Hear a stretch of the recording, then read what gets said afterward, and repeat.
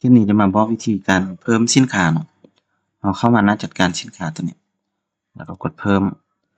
การเพิ่มสินค้าในเราจะใช้เป็นแต่ชื่อภาษาลาวนี่ก็ได้เนาะสมมติว่าน้ำหอม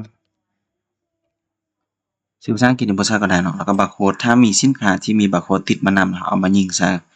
ถ้าบ่มีเราก็พิมพ์เองหรือว่ากดแรนดอมเอาเพื่อว่าบ่ให้บาร์โคดมันซ้ำกันเนาะแล้วก็เลือกหมวดหมู่ถ้ามีหมวดหมู่นะถ้าบ่มีก็บ่ทันเลือกเนาะอันนี้กรณีว่าเรามีอ่า หมวดหมู่อยู่แล้วเนาะแล้วก็รูปภาพถ้ามีก็ใช้ถ้าบ่มีก็บ่ใช้ตัวอย่างนี้เราจะเอาภาพตัวอย่างมาใช้เนาะอ่า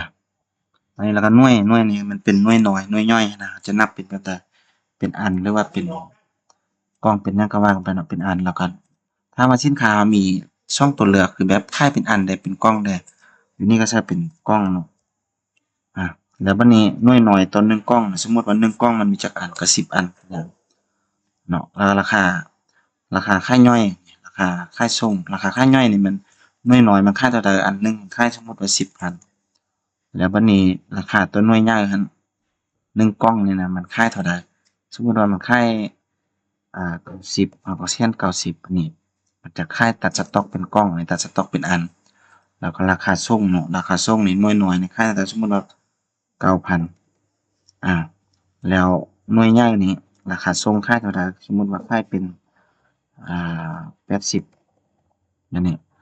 แล้วก็สต็อกเนาะสต็อกนี่ถ้าว่าเราเปิดนับสต็อกแล้วสต็อกเราบ่มีเป็นศูนย์นี่เราจะขายบ่ได้เนาะแต่ถ้าเราปิดเวลาเราไปขายมันจะขายขายได้ตลอดบ่จำเป็นต้องมีสต็อกเนาะฉะนั้นสินค้าเราจะให้มันมีสต็อกแล้วก็วันหมดอายุถ้าเป็นพวกสินค้าทั่วไปจะมีวันหมดอายุอันนี้เราบ่ทันใช้เนาะอาจจะไปใช้ตอนเราจัดซื้อราคาซื้อกับ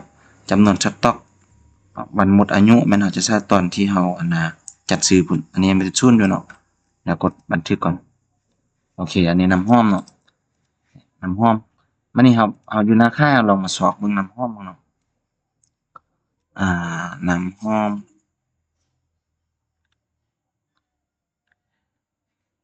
ตัวนี้เนาะสต็อกมันหมดแม่นบ่กดเบิ่งมันก็จะบอกว่าสต็อกหมดแล้วบัดนี้ยามเราจะไปจัดซื้อเนาะเราอยากให้มันมีสต็อกเราไปจัดซื้อเข้ามาเวลามีสินค้าเข้ามาก็จัดซื้อสามารถค้นหาอยู่นี่เลยได้เลยสมมุติว่ารายการจัดซื้อเก่าเนาะสามารถเบิ่งอยู่นี่เนาะแล้วก็เพิ่มสร้างใบจัดซื้อนี้ขึ้นมาอันนี้เราก็เอาบาร์โคดของสินค้ามายิงแล้วค้นหาซื้อเนาะน้ำหอมถ้าสมมุติมีหลายรายการเราสามารถเลือกหลายรายการพร้อมกันได้เลยยิงบาร์โคดก็ได้ค้นซื้อก็ได้เนาะอยู่นี่เราจะจัดซื้อแต่น้ำหอมเนาะตัวนี้แล้วก็เห็นบ่เราเกี่ยวเพิ่มไปมีหน่วยนับเป็นอันเป็นกล้องถ้าเป็นกล้องถ้าใช้1ก็คือเข้ามาเป็น10อันเป็น10อันเลยเนาะเป็น10อันของหน่วยนับน้อยนี่แต่ถ้าซื้อเป็นอันถ้ามาเพิ่ม10อันแบบนี้ก็จะได้เป็นแต่1กล้องของตัวหน่วยนับใหญ่เพราะตอนเราเพิ่มมันนับแบบนั้นเนาะแล้วราคาตัวที่นี่ต่ออันเท่าใดสมมุติว่าอันนึง2,000มีวันหมดอายุบ่ถ้าบ่มีเราก็บ่เลือกแล้วก็กดบันทึกเนาะผู้สนองนี่ต้องมีเนาะต้องเลือกไว้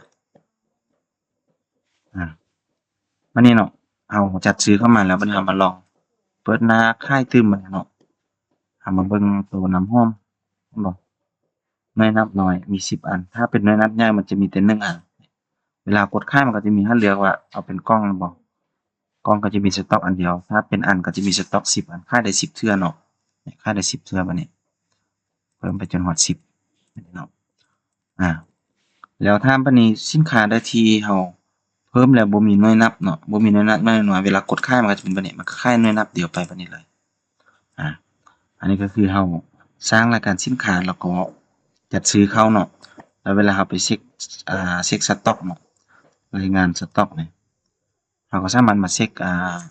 น้ำหอมเนาะตัวอย่างเนาะน้ำหอมเนาะสต็อกมี10อันแบบนี้เวลาเราขายมันก็จะตัดสต็อกไปออโต้ตัวนี้เนาะแบบนี้แล้วก็สต็อกสินค้าเนาะถ้าสมมุติว่าเราอยากมีการปรับสต็อกเวลาเราซื้อมาแล้วแต่ว่าไปนับสต็อกตัวจริงมันบ่ตรงเราสามารถมาปรับอาจจะมีเสียหายบ่หยังปรับสต็อกตัวนี้ได้นะเราเข้ามาแล้วเราก็มาเลือกเนาะเราก็มาเลือกตัวรายการเนี่ยน้ำหอมมันจะบอกว่าสต็อกปัจจุบันเท่าใดมี10เนาะถ้าว่ามันหลุดมันถ้าใช้เนาะเราอยากต้องการลบออก1เนาะก็จะเป็นเลือกเก่าอันบ่ ถ้าสมมุติอยากเพิ่มเนาะมันมี11อันก็เพิ่ม1แล้วก็เหตุผลที่เพิ่มมันหยังก็เขียนไปแล้วบันทึกบัดนี้สต็อกเฮามันก็บวกเข้าเป็น1เนาะเวลาเฮามาเบิ่งเนาะเช็กสต็อกมันบ่มี11อันแล้วแม่นบ่แบบนี้เนาะ